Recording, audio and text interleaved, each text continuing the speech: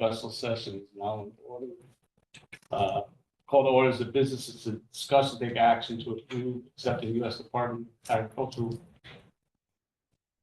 grant amount of $3,635,000 for the Academy Community Center project pending board of selectmen approval. So I'd like a motion to discuss and take action to approve accepting the U.S. Department of Agricultural Rural Development Community Facilities grant amount of $3,625,000 for the Academy Community Center project. Pending BOS approval earlier. Yep. So Second. you a second? Second. Second, everybody. Which is nice discussion. Yeah, do tell. I feel like I don't know much of anything. Is Heidi here coming? Is here. Stace, why don't you give us a. Yeah. Oh, there she is. There she is. Go ahead, Peg. Okay, great. Yes, so we just had the apologies. I couldn't be there in person today. I took over the gavel for the COG, so I had to be here in person for that meeting. And I'm in a conference room here now. First of all, I just want to thank you for coming together very quickly. Basically, what happens as part of all these grants that we receive from the federal government, they take a while, right? And this one, we had not received any of the grant materials until 5:30 on Friday. We received the package of the actual paperwork, and commitments that would be required to receive the funding. And then the deadline that we have to submit back is January 27th. And so part of that package requires that there is board acceptance or approval of the grant material. So we already had voted on applying for the grant, and now this is standard procedure. We now vote to accept the grant. In talking to, obviously it's a lot of materials, but a couple of questions have already come up, and I did speak to town council about this. She was at our board of selectmen meeting. I don't know if she was going to be able to stay for this meeting because once again, this was all kind of pulled together quickly. I think one of the red flags that came out of the review by one of our board members was just the condition of the grant that if we change the use of the building, we would have to pay the funding back. So I want to highlight that. That is a standard. This is standard boilerplate language, according to Carrie, that is based on federal regulations typically. So this is her first time dealing with the agriculture department grant, but it is not unusual that this is part of the grant agreements. So that if we were to try to, if we wanted to sell the building or change the use of the building into something other than a municipal purpose, that we might have to pay it back, or we could go get permission from the federal government to make those changes. The other thing, I know there's been a lot of questions about the Build America, Buy America Act. This federal grant, because it is a smaller portion of the entire budget for the project, it's less than 25%. The department said that we could opt to apply to only cover costs outside of the construction budget. And they actually guided us to do this because one of the things, we have two other federal grants. One of them is, and that's the EOC project that is subject to BOBA. That grant is funding 75% of the project budget. So there wouldn't have been that option for that. What BOBA, Build America, Buy America Act does is it requires you to use sourcing everything from Made in America. What the agencies have told us up front is that typically if you have to follow that, you're going to see another 20% inflation in your construction budget. So when we spoke to them in the fall, they finally reached out to us in the fall. They said, and we said this budget is going to be a tight one, as it was. We already knew we were going to have a budget struggle with this because we were seeing the estimates coming in. And they recommended that we go down this path and identify other costs outside of the construction budget. So, and it's not just furniture, fixtures, and equipment. It also applies to soft costs, what they call soft costs, which would be advisory fees, bonding fees, engineering design fees. And we worked with them, our Colliers did, as well as our staff, to kind of come up with a proposed budget that would focus on the non-construction costs. So that's what was in the application, again, that was resubmitted, the paperwork to them. And I do want to highlight that the timeline on this, the other two federal grants, the first one, the EOC grant, we received the award in December of 2022. And it took 9 months to where you were voting on this, right? The shelter grant took 18 months. We got the award in 2022 as well. It was part of the same package, but we actually didn't vote on the final agreements until July of 2024. So this is kind of atypical. We got this grant award in either March or April of last year, so we're less than a year. So this is kind of a typical time frame that we go through all this. And so that is kind of where we are on this, and happy to answer any questions and that I can from the materials from the board. I mean, I just want to highlight one thing. We should be excited about this because this is a big grant and it's important for the project to move forward. And I know no one likes restrictions or having to go to the feds to ask for permission, but this will enable this project to move forward if the public votes to do that. And I do want to also highlight that all of this information will be part of the explanatory text, so the public will understand that they will be endorsing the use of this grant for this project, and that there is a use restriction as part of this. And I do want to highlight one other thing. The state grant that we signed has a 10-year use restriction on it, the DECD grant, and state grants often have these in there as well. You can do a little more negotiation with the state sometimes, which I've tried to do on other state grants, but unfortunately I've been told that the federal grant there's not really things that are negotiable with the federal grant. So with that, I'm happy to answer any questions. Thank you, Peggy. First of all, I want to thank the board for coming together on a very short notice. All those that can attend in person via Zoom, so thank you. Second, all questions for the board or Stacy or Peggy? Go ahead, John. We're going to go left to right. Go ahead. Okay. I think, to be clear, we would receive this 3.6 and change grant, whether this was a $15.9 million project or turns out to be a $24 million project, correct? Yeah, my understanding is because there's been no formal change in the project budget, any votes or anything, we would just status quo right now. We would go back to update them on the status of the project with the new budget. But because this is tied specifically, that soft cost budget is not really changing. It's going to be the construction budget that will be changing. In my experience, John, in the past, is if the budget number went up, that number is going to stay the same. It's not, if the budget number came down, that might affect the grant, but not in terms of going up. Right. So. Right. But the fact is, we would receive this regardless if it's a $16 million project or a 20. Yeah, but I'm trying to say, if we went from 16 to 12, that might be different. Yeah. No, agreed. And if it, and again, I know this is a big if. If we go to referendum and it gets shot down in May, do we have enough soft costs? Because that kind of threw me. At first, I thought this was being used for FF and E, and I was like, I don't think we have that much in the budget for that. But are we sure that we have that covered? In other words, we can't use this for construction. We can't use it for anything that falls outside of it. I've never really seen soft costs, and I've worked on plenty of grants in my decades, and I've never seen it framed this way. Yes. So, Stacy, you can talk to it because we submitted the details of what the cost would be, and they approved it basically with the package that was sent back to us. But go ahead, Stacy. I was just going to say it's based on the original 15.9 budget. We have line items detailed, all the soft costs of FF&E. It was already spelled out for us. So the question. We did have enough to cover 3.6. Right, but if the project doesn't go forward, I guess it's John's point, correct? Yeah. Oh, yeah. That's, again, I know that's a hypothetical. If the project does not go forward, Correct. we would not get any funds. It's a reimbursement grant too, so it's not like they're going to send it. We would have We'd to have to spend it first. We'd have to spend it and then ask for reimbursement.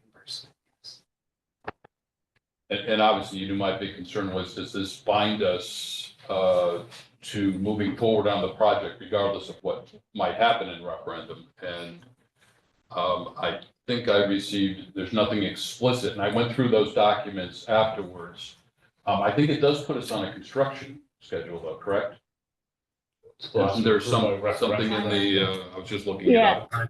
Yeah, if I may, we had to submit a timeline, and when we did this in the fall, the idea was that we were gonna be going out, we were, waiting for our bids, and that the project would be completed by 2026.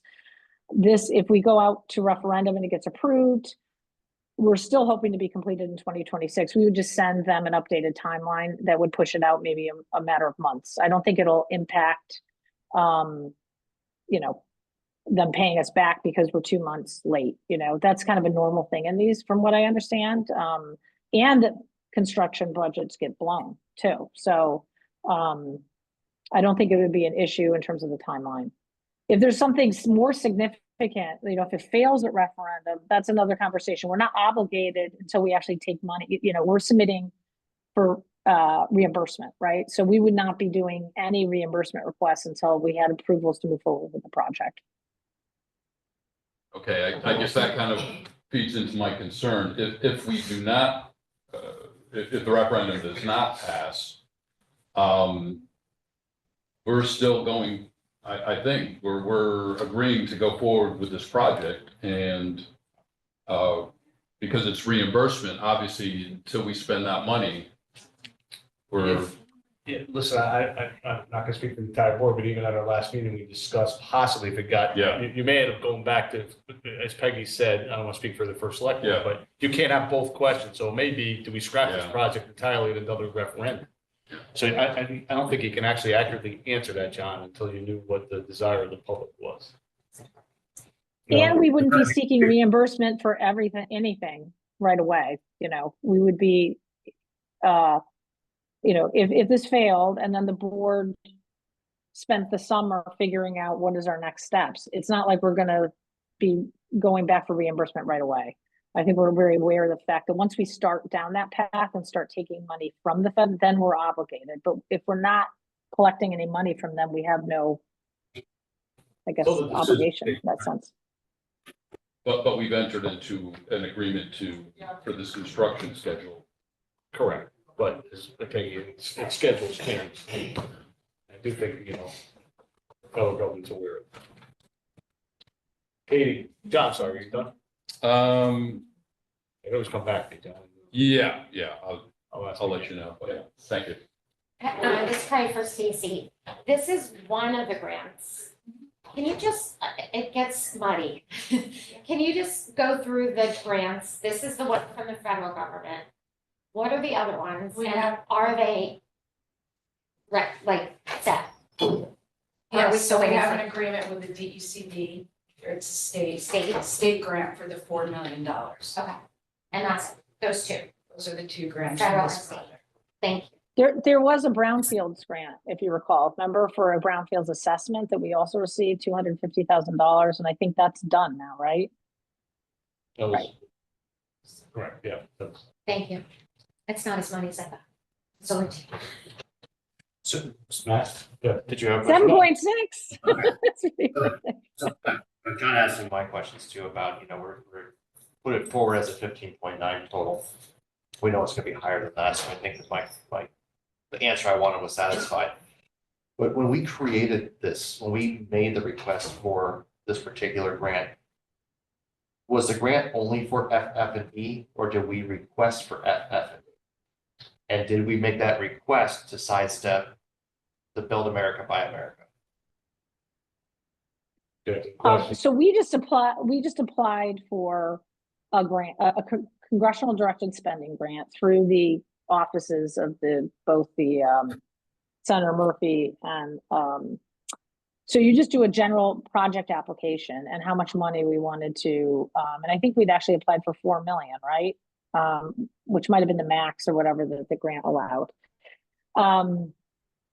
And what I'm learning, because this is now the third one, what happens is that the agencies, and this is similar to the state, right? You kind of go one through the political arm, and then what happens is then the agencies get handed the project, and then you have to go through their process.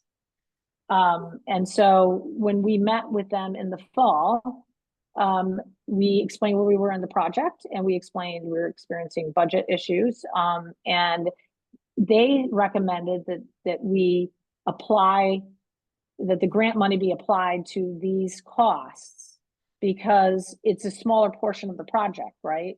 Because this is only less than 25% of the project. So it's like the tail wagging the dog. You're adding this other restriction onto a project that costs 16 million for only a portion of it being funded by the federal government.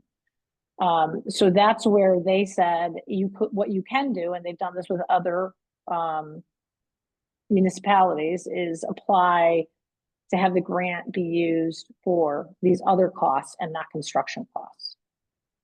So I don't know if that answers your question, Matt. Yes, thank you.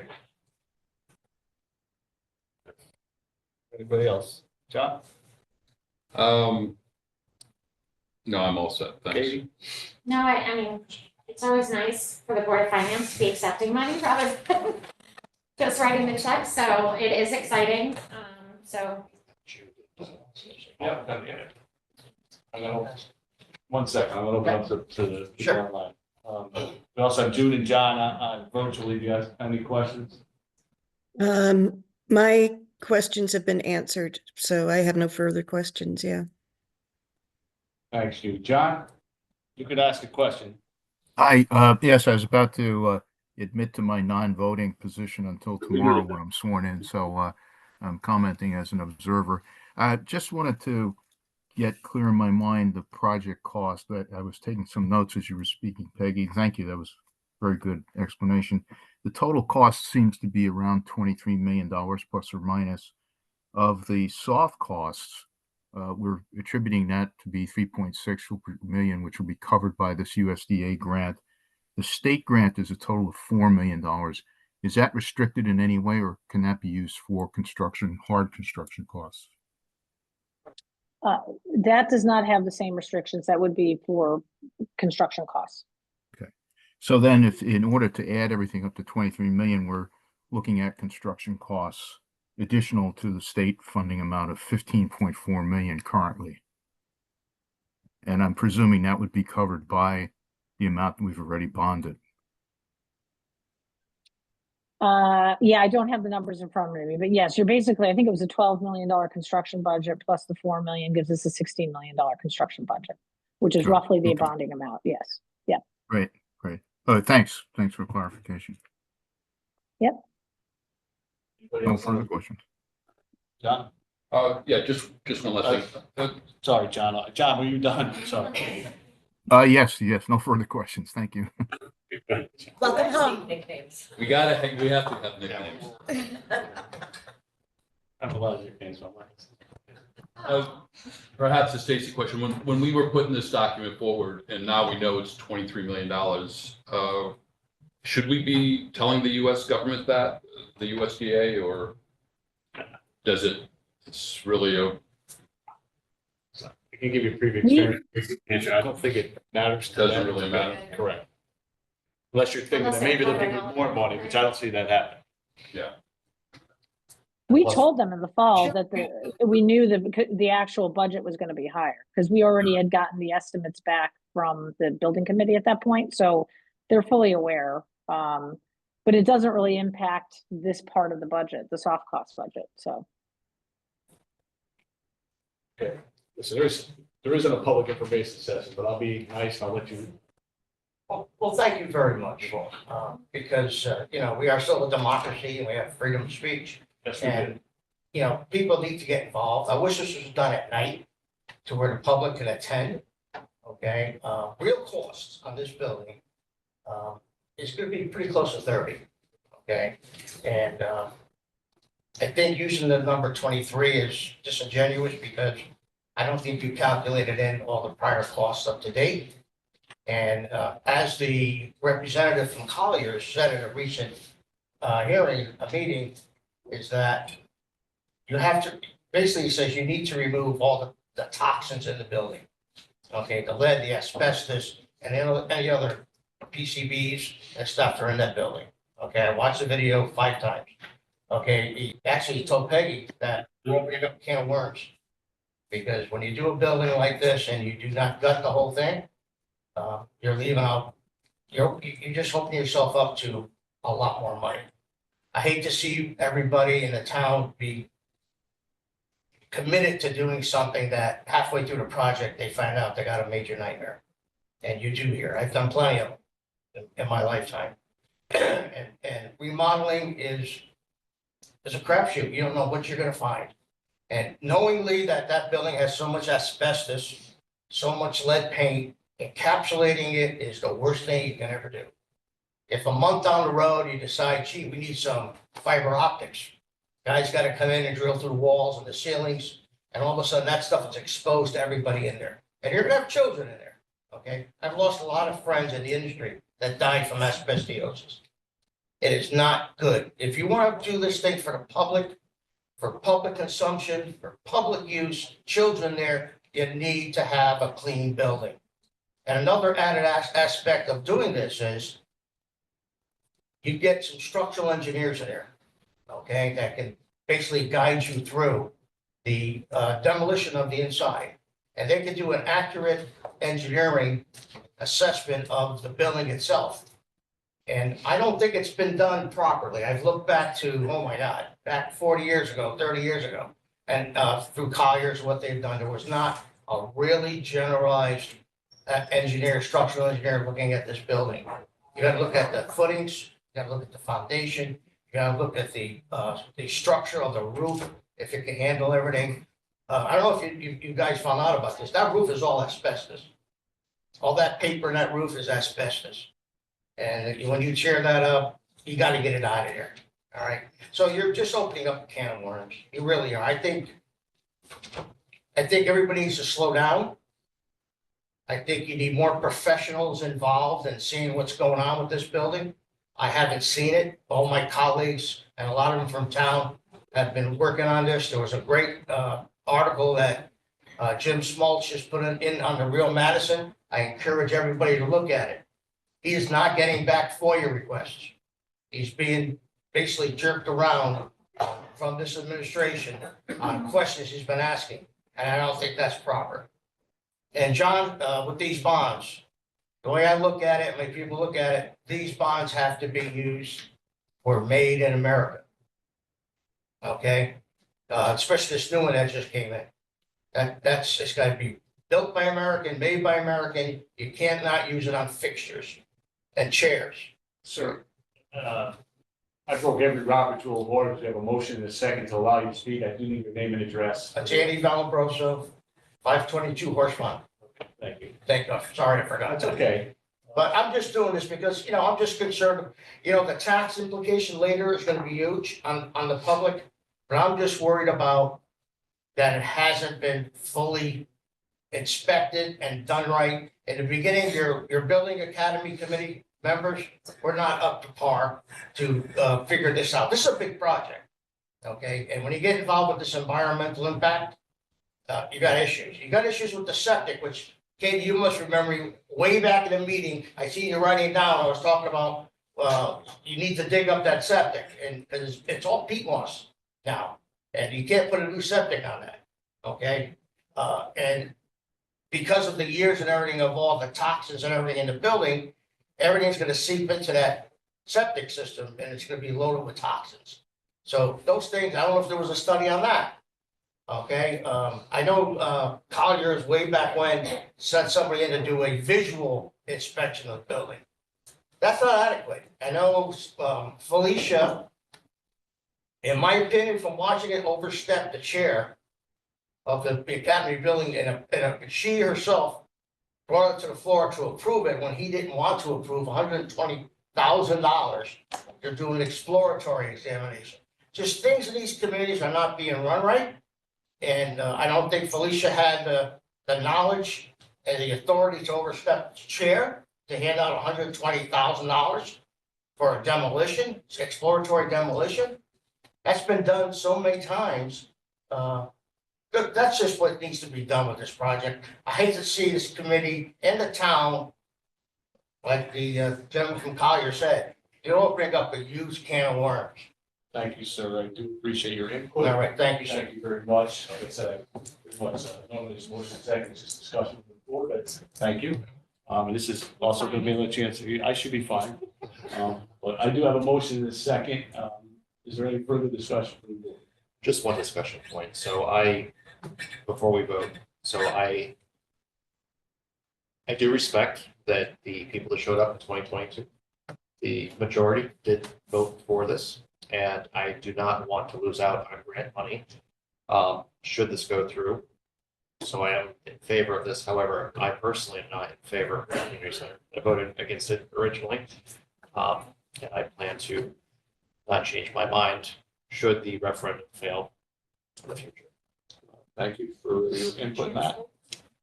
Yeah, I'll just finish with, no disrespect, to all the folks that worked in applying for this grant, money. It's, out there and we should be doing that. We should be doing that in general for any project, any operating expense, anything that the town, can get from Hartford and Washington, because we get very little. And so I applaud everybody that's working on this. I, like Matt, did not vote for this project. I know it went to referendum. And I'm not going to say a majority of the people of this town voted for it, but a majority of the voters on that day approved it. I've been pretty vocal the last year about this project. I just have some major concerns. I'll be voting no, but again, I do applaud our town officials for applying for this money. Thank you. Thanks, John. Any other comments? To me, it's always, the majority of voters that showed up that day did support this. To me, I'd always rather use federal or state money as opposed to local dollars. So that's my side is I will support this. I'm going to do a roll call vote. I'm going to start virtually if that's okay. All those in favor signify by saying aye, or actually roll call vote. Jude? Aye. John, I'm sorry, that John, he wasn't sworn in yet, correct, John? He's not. But thanks for attending, John. Yes, thank you. Thank you. Good questions. John R. I'm voting. Katie? Yes. Matt? Yes. Yes, 4 yeas, 1 nay, one cannot vote yet, and 1 absent. Motion carries. Motion to adjourn the meeting, please. So, second. Motion made by Katie, second by Matt. All in favor, say aye. Aye. Any opposed, abstention, my motion carries. Thank you. It's my favorite class. All right, thank you very much, guys. Appreciate your cooperation. Okay.